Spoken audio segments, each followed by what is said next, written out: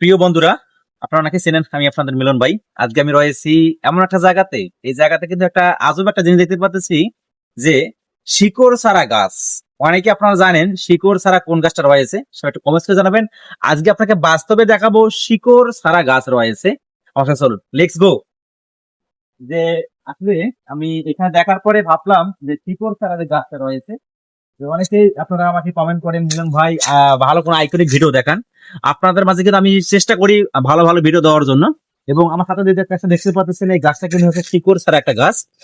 আমরা আমাদের গ্রামে বলে লতা গাছ, একটা গাছ মনে নাই নামটা। এবং গাছটার নামটা আমি কিন্তু হেরে হেরে ফেলাইছি। আপনারা সবাই একটা কমেন্টস করে জানাবেন, এই শিকড় ছাড়া যে গাছটা রয়েছে, এই গাছটা কিন্তু অনেক সুন্দর একটা গাছ। সবাই একটু কমেন্টস করে জানাবেন যে এত ভালো লাগে যখন এটা অনেক বড় আকার ধারণ করবে গাছটা, না অনেক সুন্দর লাগে। কিন্তু গ্রামে কিন্তু এই জায়গাগুলো তো বেশিরভাগই দেখা যায়। এবং এই জায়গাটা কিন্তু মানে একটা সুন্দর একটা পরিবেশে, মনোরম পরিবেশে অবস্থিত।